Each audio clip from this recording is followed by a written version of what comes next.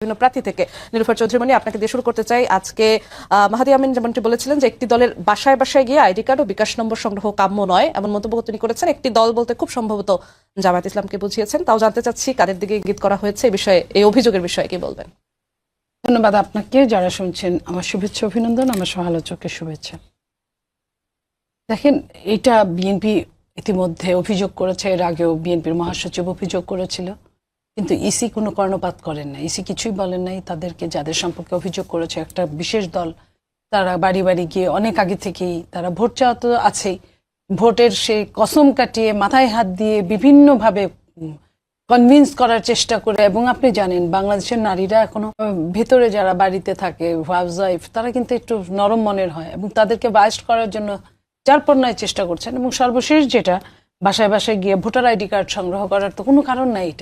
এই টাইমটায় voter ID card এবং বিকাশ নাম্বার, এই যে বিকাশ নাম্বারে অর্থ, আমরা জানি একটা দলের কাছে প্রচুর পয়সা আছে এবং তারা খরচও করে। অর্থ খরচ করা আমি খারাপ কিছু বলছি না, কিন্তু রুলস অ্যান্ড রেগুলেশনের মধ্যে থাকতে হবে। নির্বাচনে কোনটা যায় কোনটা যায় না সেটার মধ্যে থাকতে হবে।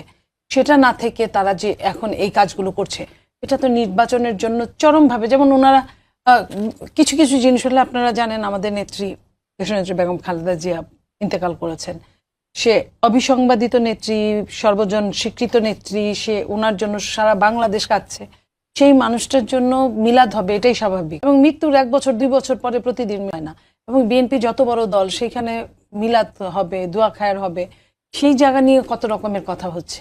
এই জায়গা নিয়ে আমাদের নেতা জনাব তারেক রহমান, উনি 17 বছর পরে দেশে ফিরেছেন, আসার পরেই তার মায়ের এই অবস্থা হলো। এবং সবকিছু মিলে যে অবস্থাটা, ওনার জীবনের উপর এখনো রিস্ক, এইসব নিয়ে যেভাবে ইসিকে দোষারোপ করা হচ্ছে, অথচ এত বড় ঘটনা, প্রোটোকল নিয়ে কথা, হ্যাঁ প্রোটোকল নিয়ে, যেটা তার জীবনের রিস্ক, এটা কিন্তু যারা কমপ্লেইন করছে তারা নিজেরাও জানে, তারপরেও তারা বলছে। এবং এগুলো হলো গিয়া এটার উপায় ছিল না এবং হালকা ছোট ছোট ইস্যু, অথচ বড় বড় ইস্যুর মধ্যে আপনি এই যে বিকাশ নাম্বার চাওয়া, এই যে বাড়ি বাড়ি গিয়ে আপনার ভোটার আইডি কার্ড চাওয়া, এবং আরো যেটা ইম্পর্টেন্ট, যেটা ইসির দ্বারা আমরা আমাদের লোক নাকি ইসি, ইসি যদি আমাদের লোক হয়, আমাদের তো ভোটটাই ধ্বংস করে দিচ্ছে ইসি।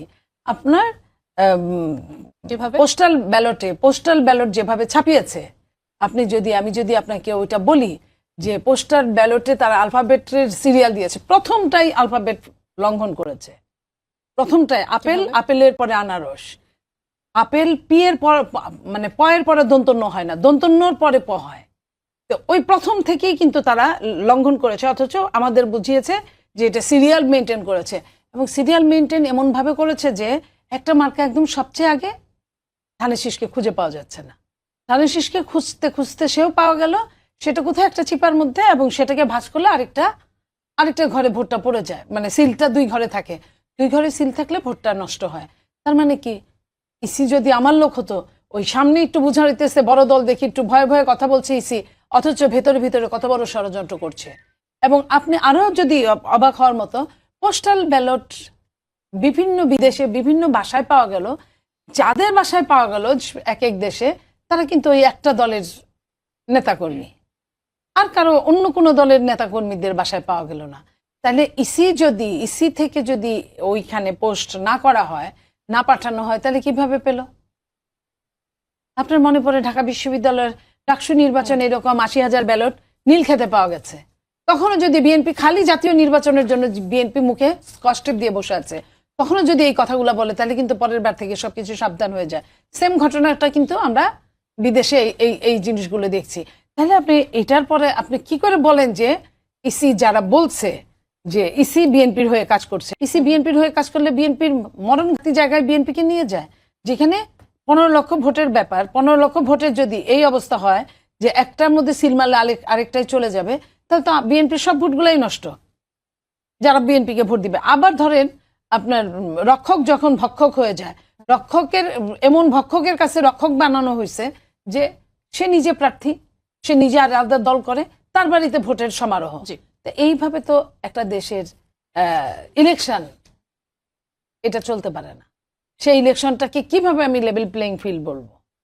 আপনার কাছে আবার আসবো Monira Sharmin. Level playing field নিয়ে অনেক পক্ষই আসলে অভিযোগ আনছে, জামাত, এনসিপি, আপনাদের যে জোট আছে তারাও বলছে লেভেল প্লেইং ফিল্ড নিশ্চিত হচ্ছে না। এবং এই যে অভিযোগটির কথা বললাম, বাসায় বাসায় গিয়ে আইডি কার্ড, বিকাশ নম্বর সংগ্রহ করা, এই অভিযোগের নিয়ে আপনি কিছু বলতে চাইবেন কিনা, কারণ আপনারা সেই 10 দলীয় জোটের অন্তর্ভুক্ত।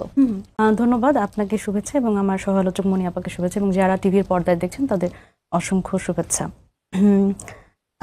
দেখেন, অবশ্যই এই যে জামায়াতের বাসায় বাসায় গিয়ে আইডি কার্ড এবং মোবাইল নাম্বার সংগ্রহ করা, এই বিষয়টি আমরাও শুনছি।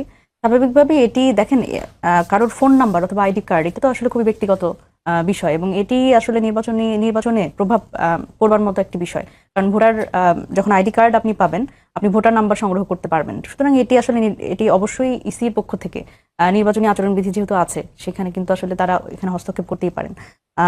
এটি একটি বিষয়।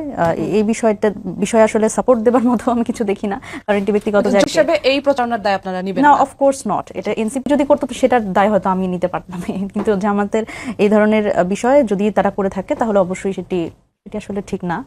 এবং এটা ইসি তো আছে এই বিষয়গুলো পর্যবেক্ষণ করবার জন্য। ইসি তো আসলে অনেক, আমরা দেখছি যে অনেক দলকে তারা আসলে খুব গুরুতর অপরাধ না করেও তারা শোকজ খেয়ে যাচ্ছে। আমাদের দলের কথাই যদি বলি, আমাদের নাহিদ ইসলাম এবং ঢাকা 11 আসন এবং ঢাকা 8 আসন নাসিরউদ্দিন পাটোয়ারি, ওনাদের দুইজনকে শোকজ করা হয়েছে। ওনারা হা ভোটের প্রচারণা চালিয়েছে, কিন্তু ওনাদের ছবি দিয়ে প্রচারণা চালিয়েছে। এটি একটা বড় ধরনের অপরাধ হিসেবে তারা দেখেছে, এবং এর জন্য তাদের শোকজ করা হয়েছে। কিন্তু এখানে আপনি যদি দেখেন যে এই যে বিষয়টি বললেন, জামায়াতের বিষয়টি, এটি সহ আপনি ঢাকা শহরে, আমার মনে হয় তারেক রহমান আসার পর থেকে তারেক রহমানের যে পরিমাণ ছবি ঢাকা শহরে, এবং সেখানে প্রতিশ্রুতির মোড়কে যেই ধরনের প্রচারণা, এবং ফ্যামিলি কার্ড এবং কৃষক কার্ড নিয়ে আমরা যত ধরনের প্রচারণা দেখছি, সাথে সাথে আমরা যদি বলি শোক সভার বিষয়টি যেহেতু সামনে আনলেন আপা, আমি এখানে বলি যে দেখেন, মাহফিল এবং শোক সভা এই জায়গাটাতে কথাটা কেন এসেছে?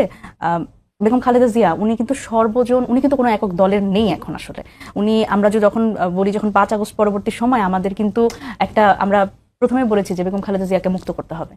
সুতরাং সেই জায়গা থেকে উনি আমাদের সকলের শ্রদ্ধাভাজন, এবং বাংলাদেশের রাজনীতির একজন অভিভাবক হিসেবেই উনি ছিলেন, এবং উনি এখনো আমাদের খুবই শ্রদ্ধাভাজন। কিন্তু বিষয়টি হচ্ছে যে যখন আসলে এই শোক সভা এবং মাহফিলের নামে যদি আসলে কৃষক কার্ড এবং ফ্যামিলি কার্ড দেখানো হয় বা এর ব্যাপারে প্রচারণা করা হয়, তখন আসলে অসুবিধাটা হয়ে যায়। কিন্তু মজার ঘটনা হচ্ছে যে ইলেকশন কমিশনের আবার এগুলো চোখে পড়ে না, কারণ তারা তো আবার সব বিষয়ে দেখতে পান সব জায়গায়। এটা আসলে তারা কোনটা দেখতে পান এবং কোনটা দেখতে, এটি নিশ্চয়ই তাদের এক ধরনের এজেন্ডা আছে তাদের ভেতরে। আরেকটা ব্যাপার দেখেন, আমার একটু সার্বিক বিষয়ে আসছি, আপা যেহেতু বলছিলেন, এই পোস্টাল ব্যালটের বিষয়টিতে বারবার করে সামনে এনে এক ধরনের বিভ্রান্ত তৈরি করা হয়। আমরা জানি যে আরবি হরফ, সেটা বাম থেকে ডান দিকে লেখার একটা রেওয়াজ আছে। এখন আমি যদি বলি বাংলা বর্ণমালা বাম থেকে ডান দিকে লেখা যায়, এখন উপর নিচে আসলে লেখা যায় না, এরকম কোনো ফতোয়া বা এরকম কোনো বিধি আমি আসলে কোথাও পড়ি নাই। হয়তো থাকতে পারে, হয়তো আমার চোখে পড়ে নাই।